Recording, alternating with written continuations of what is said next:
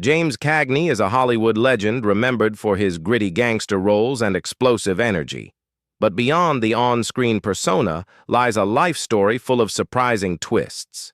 In this video, we're uncovering 10 weird, little-known facts about James Cagney that will make you see this classic movie star in a whole new light. From his fragile childhood to an infamous grapefruit prank, from dancing in drag to battling the mighty studio bosses, Cagney's real life was as dramatic as any film plot. 1. A sickly street kid turned tough guy. It might be hard to imagine, but James Cagney, the ultimate movie tough guy, began life as a fragile, sickly child. He was born in 1899 on New York's Lower East Side into a poor family. In fact, baby Jimmy was so weak that his mother feared he might not survive long enough to be baptized. Two of his infant siblings tragically did not survive those early months, underscoring just how precarious his start was. Cagney later blamed the family's poverty for his early health troubles, but that hard-scrabble beginning also forged his resilience. His father, a bartender who had dabbled in boxing, taught young James a thing or two about fighting spirit. Growing up on the rough streets of Manhattan, Cagney had to get tough fast. He learned to scrap in street fights and defend himself and his loved ones from an early age. That real-life grit would one day fuel the authentic intensity he brought to all those gangster roles on film. 2. He got his start in a dress. One of the strangest twists in Cagney's career is how it started, with him dancing on stage in drag. Yes, James Cagney's first showbiz break involved wearing a dress, high heels, and full makeup. In 1919, while working odd jobs, he heard about a part in a musical revue called Every Sailor, a wartime stage show where the all-male chorus dressed as women. Cagney auditioned and landed the gig. Despite being naturally shy off stage, he wasn't the least bit embarrassed to play a woman. Once in costume, he felt transformed. "I certainly lost all consciousness of myself when I put on skirts, wig, paint, powder, feathers, and spangles," he later said. The show only paid about $35 a week, a fortune for him at the time, and lasted 2 months.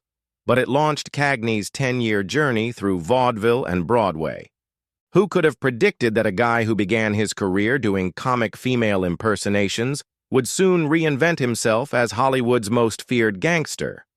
That unlikely start gave him the confidence that he could become anyone once the spotlight hit, even if it meant shedding his own identity along with the wig and lipstick. 3. Short in stature, big in fight. Despite standing only around 5'5", Cagney proved that size isn't everything when it comes to toughness. He grew up boxing and brawling on the streets, often sticking up for his older brother in fights. In fact, young James was such a skilled amateur boxer that he became the runner-up for the New York State lightweight boxing title. Imagine it, Hollywood's future song and dance man nearly became a boxing champ. Coaches even urged him to turn pro, but his mother put her foot down. She wouldn't allow it. She probably didn't want her son coming home with a broken nose. Cagney's athletic talents didn't stop at boxing. He was also an avid baseball player and once dreamed of playing in the major leagues. All this real-life athleticism and combat experience charged him with a kind of coiled energy. When you watch Cagney on screen throwing punches or moving with jittery intensity, that's authentic. He had the skills to back it up. He may have been shorter than most of his co-stars, but James Cagney was scrappy, strong, and fearless, both on the street and on the set. 4. The grapefruit incident, prank gone pop culture. One of Cagney's most notorious on-screen moments involves a breakfast fruit and a very startled co-star. In the 1931 gangster classic The Public Enemy, there's a scene where Cagney's character, in a fit of annoyance, smashes a half grapefruit into the face of actress Mae Clarke. Audiences were shocked, and they never forgot it. But here's the weird part. That scene was never in the script. It started as a practical joke.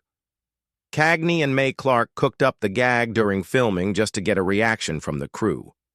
They thought it would be a one-take joke, never meant to be in the final film. However, director William Wellman loved the spontaneous realism of Clarke's surprised and dripping face so much that he kept it in the movie. The result? A cringe-inducing, iconic moment of cinematic history, and a stunned Mae Clarke wiping grapefruit juice from her eyes on screen. The aftermath of the grapefruit scene only gets stranger. Mae Clarke's ex-husband, Lou Bryce, reportedly enjoyed seeing Cagney smoosh a grapefruit in her face so much that he went to the theater every single day just to watch that one scene, then walked out afterward. And James Cagney found himself the recipient of an unusual form of fan mail. For years, whenever he dined in restaurants, admirers would send grapefruits over to his table instead of dessert. Some folks even did it to tease him. Cagney usually laughed it off and would obligingly eat the grapefruit, but eventually it got old. He later admitted he got so tired of people sending him grapefruits that he avoided eating in public for a while. That one improvised moment became a piece of Americana. Women's groups actually protested the scene, offended by its on-screen cruelty, but audiences at large were fascinated. To this day, the grapefruit in the face remains one of the weirdest, most famous facts about Cagney's career. A moment born of mischief that stuck to him like, well, grapefruit pulp. 5. The famous line he never said. "You dirty rat!" In pop culture, that line is practically synonymous with James Cagney, delivered in a snarling gangster drawl. It might blow your mind to learn Cagney never actually said those exact words in any of his films. It's one of Hollywood's most enduring misquotes. In the 1932 film Taxi, Cagney's character does come close. He angrily shouts, "Come out and take it, you dirty, yellow-bellied rat, or I'll give it to you through the door."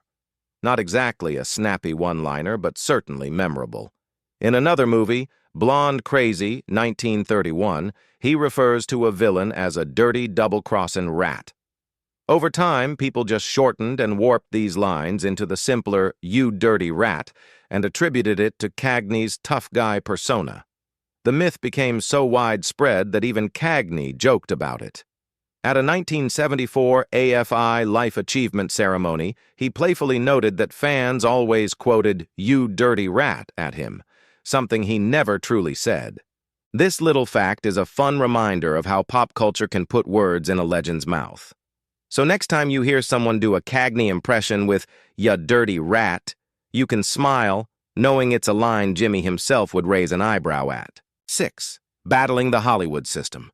Cagney wasn't just a tough guy on screen, he was a fighter off screen too, especially when it came to standing up for himself in Hollywood. In the 1930s, actors were bound by ironclad studio contracts that often treated them like employees with no say. James Cagney, however, had other ideas. By 1935, despite his string of hit films, he discovered he was being grossly underpaid compared to other stars. Warner Brothers was making a fortune from his movies while he was stuck at a few $100s a week. Cagney decided to take a stand. He walked out on Warner Brothers, even suing the studio for breach of contract, and he won. This was almost unheard of at the time. Taking a major studio to court could have ended his career. But Cagney's gamble paid off. To avoid losing their valuable star permanently, Jack Warner, the studio head, agreed to renegotiate. Cagney was welcomed back like a conquering hero on much improved terms. How improved? Well, after a brief period making films with a small independent company, Cagney returned to Warner Brothers in 1938 with a new contract that paid him $150,000 per film, limited him to 2 films a year, and even let him choose his own projects. Those were almost revolutionary conditions for an actor in that era. Cagney's willingness to go toe-to-toe with the studio earned him the nickname the Professional Againster from Jack Warner, meaning he'd oppose anything he thought was wrong. This weird fact, that Cagney literally beat the studio system for a time, shows just how gutsy he was. He helped pave the way for other actors to demand better treatment. In a town where most actors were afraid to make waves, Cagney proved he wouldn't be pushed around by anyone, not even the Warner Brothers. 7. Branded a red, then cleared in 15 minutes. As if fighting studios wasn't enough, Cagney also had to fight for his patriotic reputation. In 1940, amid the growing Red Scare, a man named John Leach, a former Communist Party member, testified before a congressional committee and falsely accused James Cagney of being a communist. The accusation stemmed from a couple of charitable donations Cagney had made. He'd given money to support striking cotton farmers in California and to help defend the Scottsboro Boys, 9 black teenagers falsely accused of a crime. Causes that seemed humanitarian, but unfortunately were connected with groups on the political left. Cagney had no idea about any communist link, but suddenly he found himself under investigation during a time of paranoia. The notion that the all-American star was a secret radical could have wrecked his career, but Cagney came out swinging. He vehemently denied any communist sympathies and agreed to testify to clear his name. In August 1940, he appeared before Congressman Martin Dease's committee, a precursor to the infamous HUAC hearings. The result was almost comically swift. After about 15 minutes behind closed doors, the committee cleared Cagney of all charges. One story even has it that Congressman Dease emerged from the meeting not with damning evidence, but with Cagney's autographed photo as a souvenir. The studio publicists couldn't have scripted it better. It was clear Cagney was no communist. In fact, within a couple of years he was starring as the flag-waving song and dance man George M. Cohan in Yankee Doodle Dandy. Talk about timing. Cagney's brush with the Red Scare turned out to be a weird footnote in his life, a challenge that could have been disastrous, but ended up reinforcing his image as a true blue American with a great sense of humor to boot. 8. Singing, dancing, and an Oscar Gold. For a guy known as a cinematic gangster, Cagney's crowning achievement was playing a song and dance man. In 1942, he took on the role of George M. Cohan in the musical biopic Yankee Doodle Dandy. It was a big risk. Would audiences accept the tough guy trading his Tommy gun for tap shoes? Cagney was determined to make it work. He threw himself into the part with incredible enthusiasm, showcasing the dance skills he'd honed in his vaudeville days. In one famous scene, he energetically tap-danced down a long staircase, something not originally in the script, just because he was so in the moment. During filming, he even cracked a rib, but he kept on dancing through the pain to get the perfect shot. The hard work paid off. Yankee Doodle Dandy was a smash, and Cagney's performance was a revelation. In fact, James Cagney won the Academy Award for Best Actor for that role, beating out some of Hollywood's top dramatic actors of the time. In doing so, he achieved a historic first. No actor before him had ever won an Oscar for a performance in a musical film. This was decades before musicals like La La Land or Chicago made that idea more common. So Cagney, the tough thug, has the distinction of being a trailblazer in musical comedy acting. He proved he wasn't a one-note performer. The Oscar victory was the pinnacle of his career, and it showed the world that behind Cagney's gritty exterior was a versatile talent capable of singing his heart out and dancing till the cows come home. 9. Farmer at heart and family man. Off-camera, James Cagney was a world away from the urban gangsters he portrayed. In fact, he was something of a gentleman farmer. In the 1950s, after decades of Hollywood hustle, Cagney bought a 120-acre farm in the countryside of New York State and embraced a quieter life. He raised cattle and bred horses. He was especially fond of Morgan horses and would spend hours doing farm chores in old jeans and boots. It was his refuge from Hollywood's glare. He also indulged in hobbies like painting and collecting antique horse carriages, quaint pursuits that might surprise fans who knew him only as a city tough. Cagney often said he felt most at peace on his farm, away from the limelight. Even more surprising, considering the wild reputations of many classic Hollywood stars, Cagney was a devoted family man. He married Frances Billie Vernon in 1922, back when he was still a struggling stage actor, and they stayed happily married for the rest of his life, an incredible 64 years together. The couple adopted 2 children and mostly avoided the Hollywood party scene, preferring quiet nights at home. By all accounts, Cagney remained humble and grounded. Neighbors on Martha's Vineyard, where he also had a summer cottage, would see him fishing or painting his own barn. He enjoyed being just Jimmy the neighbor, not a movie star. This down-to-earth lifestyle was quite weird, in a refreshing way, for an actor of his fame. It turns out the man famous for playing gang leaders and outlaws found his true happiness milking cows, driving a tractor, and cherishing his ordinary home life. Who would have guessed? 10. A 20-year retirement and a triumphant return. After a long and illustrious career, James Cagney surprised everyone by retiring from acting in 1961. He was only 61 years old, but he felt he'd done it all and was ready to enjoy the quiet life on his farm.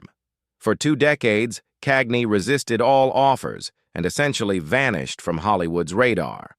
Many assumed they'd seen the last of him on screen.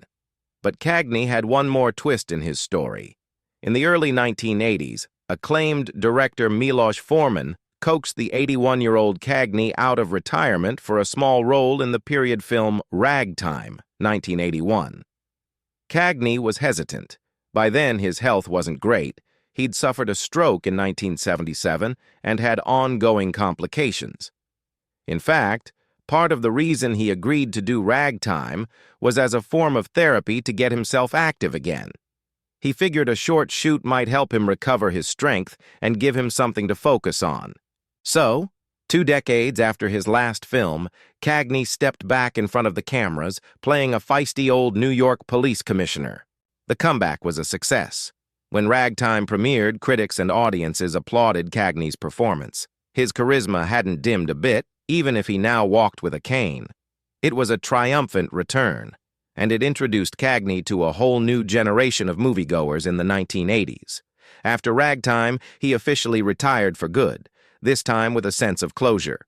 A few years later, in 1984, he made one final appearance in a TV movie, but by then his health issues, including diabetes, forced him to dub his lines. James Cagney passed away in 1986, closing the curtain on a remarkable life. But how fitting is it that one of his very last acts was essentially playing himself, an old-school New Yorker with plenty of fight left? It's like he gave us one final wink, saying, "I've still got it."